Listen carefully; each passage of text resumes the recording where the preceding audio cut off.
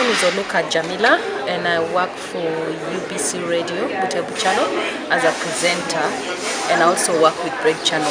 So basically in UBC I do programs in Advocacy and then also in English.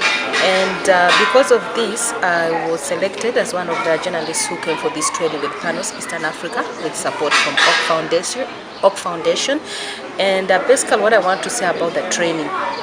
To me as a journalist and a presenter, the training was very resourceful, it was very informative, and it has built my capacity, because as a journalist there are things that I've been knowing that I do on a daily basis, but after this training there are certain things that I have learned that you can do differently, especially when it comes to profiling stories. For example, particularly to this training, the 3 days training we've had with Panos, we have been training on child protection and how to go about with profiling the stories, how to design the questionnaires, how to do the recording, what you should do as a journalist to be able to get these stories done well. So basically I was very impressed with Madame Birunji, who trained us on the issue of reporting, because this is a sensitive issue. We are going to be dealing. Children are not like adults. They don't understand us like easily.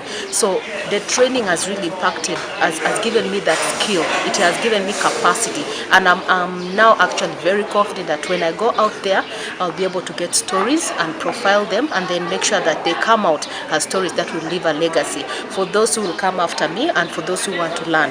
So these stories that we are going to profile, what the beauty I've liked about is because we are not going to work alone as journalists. We have support from Panos, we have support from Ministry of Gender, where with the commissioner here, Commissioner Kabogoza James, and the assurance that they have given us as journalists is very, very nice. I really appreciate that, because these are things that affect all of us as Ugandans and all people, because once I was a child, you were a child, and everybody else has ever been a child. So there are issues that I'm really happy that being an adult and being a mother, I know that in future I will be able to teach my child and also teach other people how to deal with children. It's not about just reporting as a radio presenter or working on TV, but also as a community person, as someone who deals with children on a daily basis. This is something that is going to benefit all of us, not only people in the city, but people down to my village in Atutu, down to my friend's village, maybe in Karamoja, where people can be able to understand these things. And the beauty that I have liked about Panos is that they have really tried to involve all stakeholders, the CSOs, the television guys, the radio, the community people, the church, you know.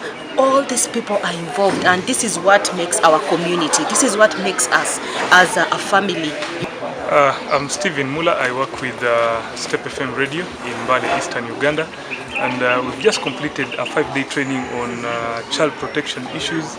And we as journalists, I discovered that we were lacking in so very many ways in terms of how we name them, how we cover the stories without getting to know the sensibility of such stories.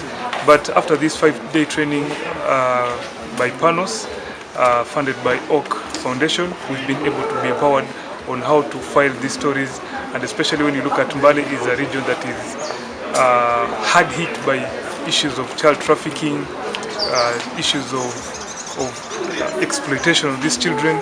And I think with this kind of information that we have, plus the networks that Panos has helped us to have with this civil society organizations, plus even some offices in the government agencies, I have a strong belief that once we go back to our places of work, we shall be able to identify and expose such issues so that the relevant authorities come to act in the bid to save our children, because that is the fundamental thing that brought us all the way from Mbale to Kampala here to come and study and see how we are going to ensure that children's rights are protected, and even we expose some of these things, because we as the media, we have the platform, we are the fourth estate, and we are very strong, and we know we can use the influence that we have as media. Once we expose these things, we hope that issues of child protection will be a priority, and the community will take up the matters to ensure that the children of this world, their rights are protected, the children of this world are safeguarded against any harm, to ensure that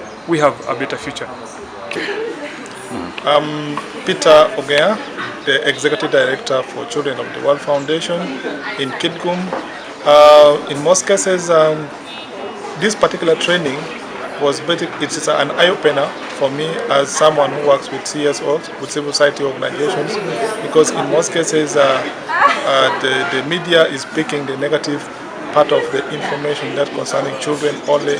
But since now I've got these particular skills, it will be now to help me together with other media that are working in Kitgum, like thier, to bring out the child protection issues. For instance, the issues of the nodding disease that has taken up, but all of a sudden it just kept quiet. So this time I hope the media together with thier and then Cow Foundation and other media fraternity will be able to take it up so that some of these issues can be highlighted. Issues of children born in captivity is unheard of, and yet those are the real issues that is affecting children in northern Uganda, especially in Kitgum, and then the district where LRA insurgency was experienced.